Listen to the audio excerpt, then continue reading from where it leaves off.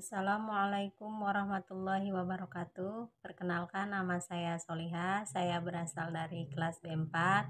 Dibuatnya video ini untuk memenuhi salah satu tugas presentasi mata kuliah bahasa Inggris. Yang mana mata kuliah ini saya mempunyai judul yaitu Pronoun Reference, yang artinya yaitu memahami kata ganti. Kata ganti di sini mempunyai table of content, yaitu satu diantaranya perkenalan, yang kedua jenis kata ganti, yang ketiga aturan penggunaan, yang keempat kesalahan umum, yang kelima praktik.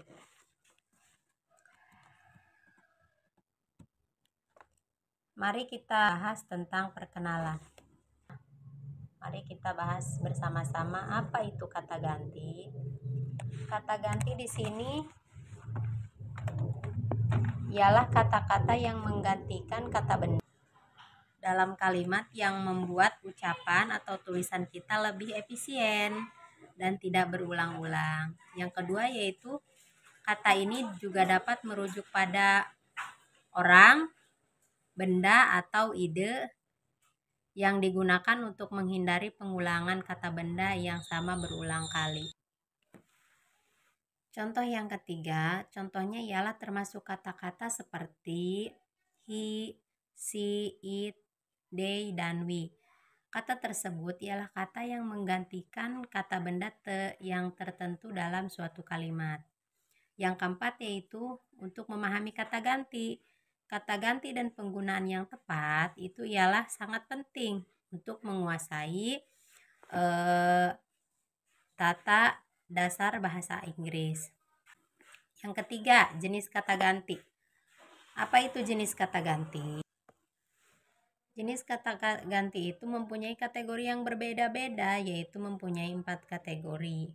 Yang mana satu diantaranya kata ganti untuk orang, yaitu mengacu pada orang atau benda tertentu seperti contohnya aku, kamu, dan mereka. Dan mereka itu bervariasi, itu berdasarkan jumlah-jumlah jenis kelamin atau suatu kasus tersebut. Yang kedua, kata ganti yaitu kata ganti yang posesif. Kata ganti yang posesif itu menunjukkan kepemilikan seperti milikku, milikmu, itu miliknya, dan tidak memerlukan tanda kutip di antara kalimat tersebut. Yang ketiga, kata ganti refleksi yang diakhiri dengan self atau selfless dan menunjukkan bahwa subjek itu adalah objek yang sama. Misalnya diriku, dirimu. Dan kata ganti yang demonstratif menunjukkan pada item tertentu yang mencakup kata-kata seperti ini, itu, ini, dan itu. Poin yang keempat yaitu aturan penggunaan kata ganti. Jadi aturannya kita harus mempunyai aplikasi yang tepat. Satu diantaranya, saat menggunakan kata ganti, pastikan kita mempunyai kata ganti tersebut dengan jelas atau merujuk pada kata benda tertentu yang disebutkan sebelumnya di dalam teks yang kita punya, itu untuk menghindari ambiguitas kegunaannya. Yang kedua, kata ganti tersebut harus sesuai jumlah dan jenis kelaminnya dengan kata benda yang digantikan, misalnya dia, untuk, wanita, dan itu.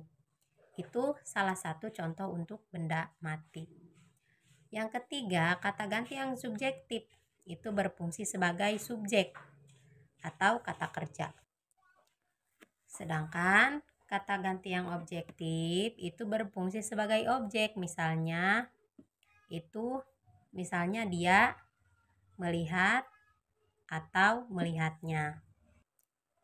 Yang keempat, itu hindari penggunaan kata tanpa antecedent, yang artinya adalah kata benda yang digantikan oleh kata ganti untuk menjaga kejelasan dalam tulisan yang Anda punya gitu. Yang keempat yaitu kesalahan umum. Dalam memahami kalimat, hindari suatu kesalahan, yang mana kesalahan yang sering terjadi adalah menggunakan Its untuk kepemilikan versus it sebagai singkatan untuk it is mereka. Mempunyai arti yang berbeda-beda. Yang kedua, kesalahan lainnya adalah referensi kata ganti yang tidak jelas, yaitu tidak jelasnya kata benda apa yang digantikan oleh kata ganti tersebut sehingga menciptakan kebingungan. Yang ketiga, pastikan kesepakatan kata ganti sebelumnya. Kata benda jamak harus dicocokkan dengan kata ganti jamak untuk menghindari ketidakcocokan seperti mereka untuk anak misalnya.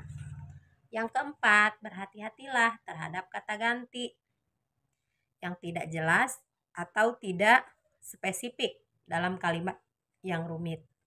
Pastikan setiap kata ganti itu secara jelas yang merujuk pada pendahuluannya. Poin yang kelima, kita akan membahas tentang praktik. Apa itu praktik? Praktik itu ialah tingkatkan keterampilan. 1. Latihan teratur. Latihan teratur dapat membantu memperkuat suatu pemahaman Anda tentang penggunaan kata ganti, terlibat dalam latihan dan kuis untuk menguji pengetahuan.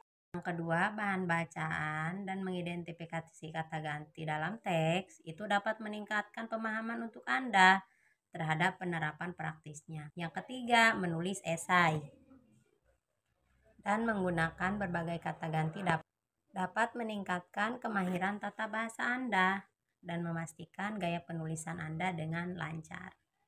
Yang keempat, masukan dari guru atau rekan dapat menambah wawasan untuk Anda tentang penggunaan kata ganti Anda yang menyoroti area perlu ditingkatkan.